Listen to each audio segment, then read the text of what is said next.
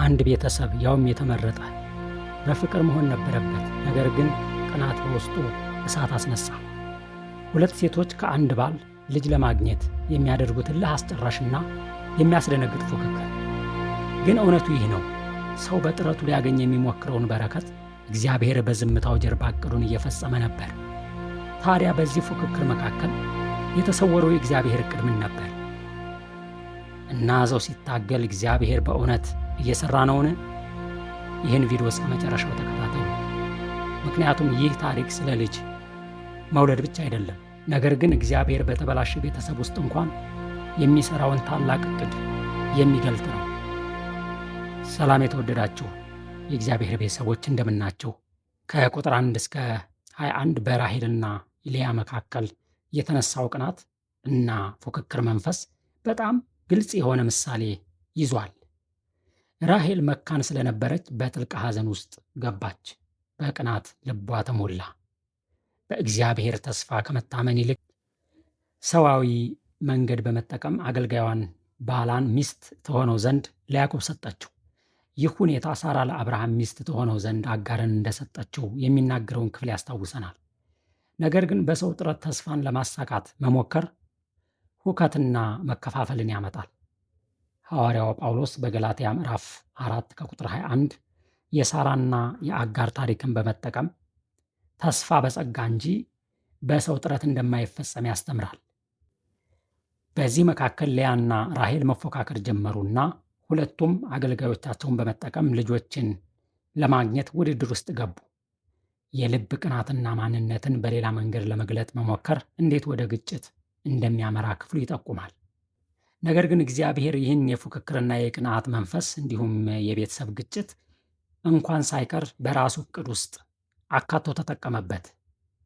የእስራኤል ነገሮች እንዲበዙና የተስፋው ቃል እንዲቀጥል መንገድ አደረገው።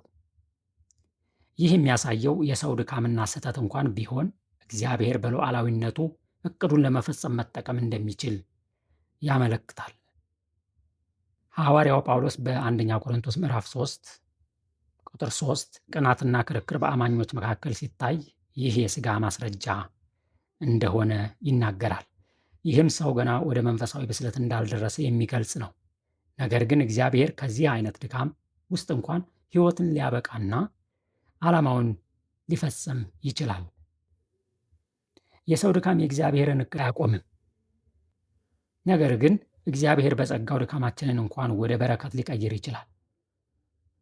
ሮሜ ምዕራፍ 8 ቁጥር 28 እንደሚናገረው እግዚአብሔር ሁሉንም ነገር ለበጎ እንዲሰራ ያደርገዋል። በመጨረሻም ራሔል በራሷ ጥረት ልጅ ለማግኘት የእንኮይን ፍሬ በመጠቀም ሞከረች። ፍሬው ለእርግዝና ይረዳል የሚል እምነት በጊዜው የነበረ ቢሆንም ሰዎች በጸሎት የእግዚአብሔርን ፊት ከመፈለግ ይልቅ በሰው መንገድ መፍትሄ ለመፈለግ እንደሚሞክሩ የሚያሳይ ግልጽ ምሳሌ ነው። ነገር ግን በጎ ስጦታ ሁሉ የሚመጣው ከጌታ ዘንድ ነው። የበረከት ምንጭ እግዚአብሔር ብቻ ነው። ሊያ በቀድሞ ችግሯና የመጠላት ስሜት ውስጥ ብትሆንም እግዚአብሔር ግን ጸሎቷን ሰማ። እንደገና ማኅፀኗን በመክፈት ሌሎች ልጆችን ሰጣት። ይሳኮር ዛብሎንና ዲናን ወለደች። እግዚአብሔር በሰው የተጠላች ወይም የተረሳችውን እንኳን በጸጋው ያስባል። በማቴዎስ ወንጌል ምዕራፍ 5 ቁጥር 5 ትሑታን ብፁዓን ናቸው ምድርን ይወርሳሉና ይላል። ትሑትነትና መታመን በመጨረሻ በረከትን ያመጣል። ከቁጥር 22 እስከ 24 የራሔል የረጅም ዘመን ሐዘን፣ የእግዚአብሔር ማስታወስ፣ የጸሎት መልስና የዮሴፍ መወለድ የሚታዩበት እጅግ ትልቅ ትርጉም ያለው ክፍል ነው። ታሪኩን ከላይ ስናየው አንዲት ሴት ልጅ ወለደች ብለን ብቻ ልናስብ እንችላለን። በውስጡ ግን የሰው ልብ ስቃይ፣ የቤተሰብ ውድድር፣ የእግዚአብሔር ጊዜና የወደፊቱ የመቤዠት ታሪክ ተሰውሯል። እግዚአብሔር ራሔልን አሰበ የሚለው ቃል ጥልቅ ነው። በመጽሐፍ ቅዱስ እግዚአብሔር አሰበ ማለት እግዚአብሔር ረስቶ ነበር ማለት አይደለም። ይህ የእግዚአብሔር የምሕረትና የተግባር ጊዜ መድረሱን ያመለክታል። በጥፋት ውሃ ዘመን እግዚአብሔር ኖኅን አሰበ እንደተባለው እዚህም እግዚአብሔር ወደ ራሔል በምሕረት ተመለከተ። እግዚአብሔር ማሰቡ ሁልጊዜ የተስፋ ፍጻሜ እንደሆነ ያሳያል። ራሔል ለብዙ ዓመታት መካን ነበረች። ይህም በዚያ ዘመን እጅግ ከባድ ውርደትና ሐዘን ነበረ። ባለቤቷ ያዕቆብ እጅግ ይወዳት ነበር፣ ግን በውስጧ ባዶነት ነበር። በሌላ በኩል ልጆች ያሏት ልያ በባሏ ፍቅር ተጎድታ ነበር። ይህ ቤተሰብ ከውጪ ሲታይ በረከት ያለው ቢመስልም በውስጡ ግን ስቃይና ቅናት ነበረበት። እግዚአብሔርም ሰማት የሚለው ራሔል ያለቀሰች፣ የጸለየች፣ በልቧም የተሰበረች መሆኗን ያመለክታል። ከዚህ በፊት ልጆች ስጠኝ አለያ እሞታለሁ ብላ ለያዕቆብ በሐዘን ተናግራ ነበር። በዚያ ጊዜ ትኩረቷ በሰው ላይ ነበር። አሁን ግን እግዚአብሔር ጸሎቷን ሰማ። ይህ ሁኔታ ልክ በአብርሃምና በሳራ ሕይወት እንደተመለከትነው ሁሉ ሰው በራሱ ማሳካት ሲያቅተው እግዚአብሔር እንደሚሰራ ያሳያል። ብዙ ጊዜ እግዚአብሔር ዝም ያለ ይመስለናል፣ ግን በተገቢው ጊዜ ይሰራል። ማኅፀኗንም ከፈተ የሚለው ሐረግ ልጅ መውለድ በእግዚአብሔር ሥልጣን ስር እንዳለ ያመለክታል። ቃሉ በዘፍጥረት ውስጥ ተደጋግሞ የምናየው ሲሆን ሳራ፣ ርብቃ፣ አሁን ደግሞ ራሔል ሁሉም በአንድ ወቅት መካን ነበሩ። ይህ በአጋጣሚ የሆነ ሳይሆን የቃል ኪዳኑ ዘር በሰው ኃይል ሳይሆን በእግዚአብሔር ጸጋ እንደሚቀጥል የሚያመለክት ድንቅ እውነት ነው። እግዚአብሔር በማይቻል ሁኔታ ውስጥ መንገድ ያዘጋጃል፣ ተስፋውንም ያመጣል። ከዚያ ጸነሰችም ወንድ ልጅ ወለደች ይላል። ይህ ልጅ ተራ ልጅ አልነበረም። ዮሴፍ በኋላ በመጽሐፍ ቅዱስ ታላቅ ሚና የሚጫወት ሰው ይሆናል። እርሱ ቤተሰቡን ከራብ ያድናል፣ ወደ ግብፅ የሚወርዱበትን መንገድ ያዘጋጃል። እግዚአብሔር ብዙ ጊዜ ታላቅ እቅዱን ትንሽ በሚመስል ክስተቶች ውስጥ ይጀምራል፣ ወደ ከፍታም ያደርሰዋል። በዚያ ቀን ራሔል ብቻ ደስ ብሏት ሊሆን ይችላል።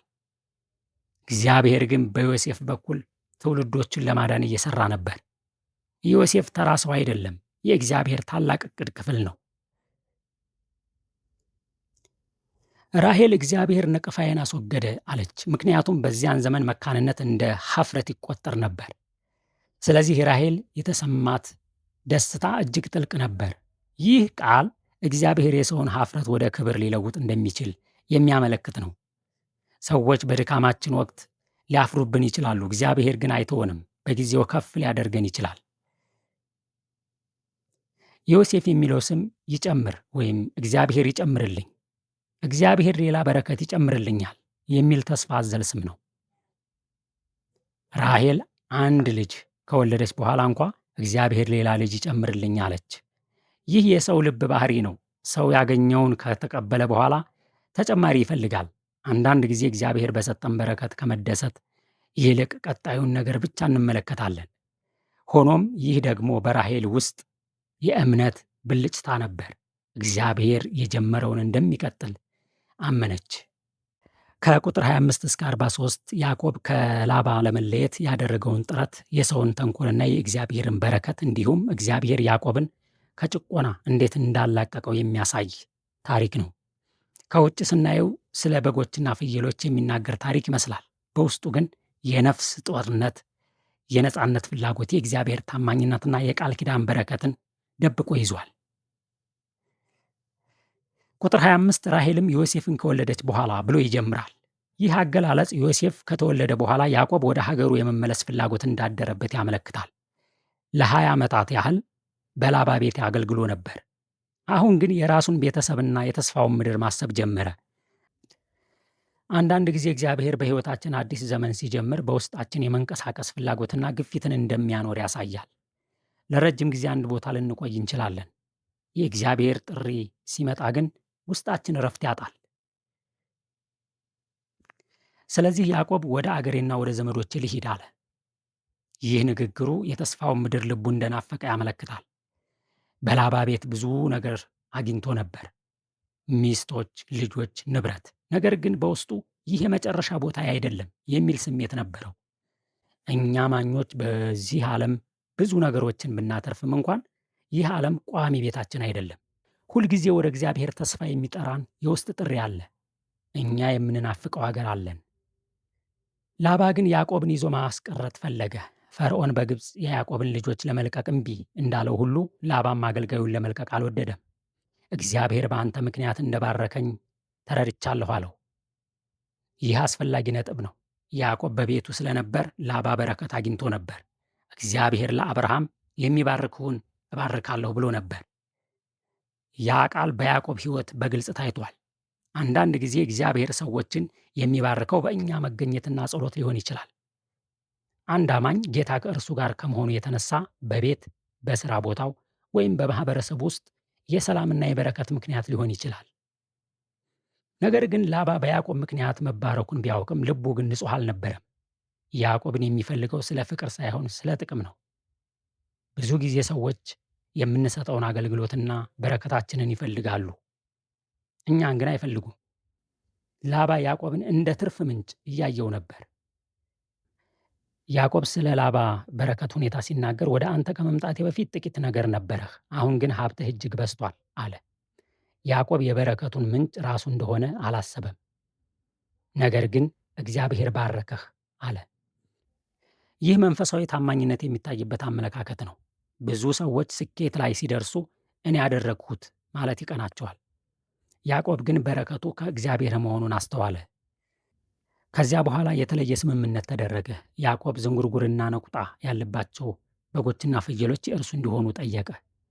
በመደበኛው ሁኔታ ሲታይ እንዲህ አይነቶች የሚሆኑት ጥቂቶች ብቻ ናቸው። ስለዚህ በዚህ ስምምነት ያዕቆብ ብዙ የሚያገኝ አይመስልም ነበር። የሚከስርና ባዶ እጁን የሚቀር ይመስላል። ላባም በዚህ ተስማማ፣ ምክንያቱም ለራሱ ጥቅም ያለው መሰለው።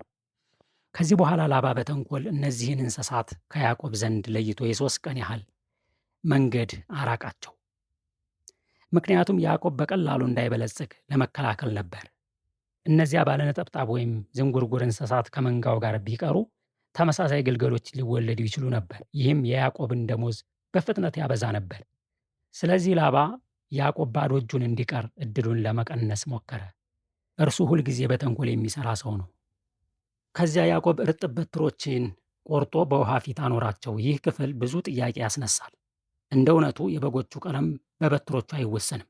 በትሮቹ ምናልባት ያዕቆብ የተጠቀመበት የዘመኑ ልምድ ወይም እምነት ሊሆን ይችላል። እውነተኛ የበረከት ምንጭ ግን እግዚአብሔር ነበር። በኋላ በዘፍጥረት ምዕራፍ 31 እግዚአብሔር ራሱ እንዳበዛው ያዕቆብ ይናገራል። ይህ አስፈላጊ ትምህርት ነው። አንዳንድ ጊዜ ሰዎች የስኬታቸውን ምስጢር በቴክኒክ፣ በዘዴ ወይም በእቅድ ያያሉ። ነገር ግን ከጀርባው የሚሰራውን እግዚአብሔርን አያስተውሉትም፣ ለእርሱም ክብርን አይሰጡም። ቁጥር 43 ያ ሰውም እጅግ ባለጠጋ ሆነ ብሎ ይደመድማል። ያዕቆብ ወደ ላባ ቤት ባዶ እጁን ገብቶ ነበር። አሁን ግን በብዙ ንብረት ወጣ። ይህ የእግዚአብሔር ኪዳንና ታማኝነት ነው። ላባ ሊጨቁነውና ሊበዘብዘው ሞከረ። የእግዚአብሔርን በረከት ግን ሊከለክል አልቻለም። የእኛ በረከት ከላይ ነው። ሰዎች በመንገዳችን ሊቆሙና ሊያስቸግሩን ይችላሉ። እግዚአብሔር ለሕይወታችን ያለውን ዓላማ ግን ማንም ሊቃወም አይችልም። የእኛ ሕይወትና የእኛ በረከት ከላይ ከእግዚአብሔር ዘንድ እንደሆነ መረዳት አስፈላጊ ነው። ዘፍጥረት ምዕራፍ 30 በአጠቃላይ እግዚአብሔር በከባድ ሁኔታ ውስጥ ሲያቆየን ይህ ለዓላማው እንደሆነ ይገልጣል። የሰው ፍላጎት፣ ቅናትና ውድድር በቤተሰብ ውስጥ እንኳን ሊኖር እንደሚችል፣ እግዚአብሔር ግን በዚያ ውስጥ ሕይወትን ሲያበዛ እንመለከታለን። የልጆች መወለድ በሰው ጥረት ብቻ ሳይሆን በእግዚአብሔር መርሃ ግብር ውስጥ እንደሚካሄድም ይገልጣል። እኛ በቅናት፣ በውድድር ወይም በራስ ጥረት ሕይወታችንን ለመገንባትና በረከትን ለማግኘት እንሞክራለን ወይስ የሚያበዛ እግዚአብሔር እንደሆነ እንታመናለን? እምነታችን በሰው ጥበብ ሳይሆን በእግዚአብሔር ታማኝነት ላይ መቆም አለበት። የዛሬውን ጥናታችንን በዚህ ፈጽመናል። ቀጣይ እስከምንገናኝ መልካም ቀን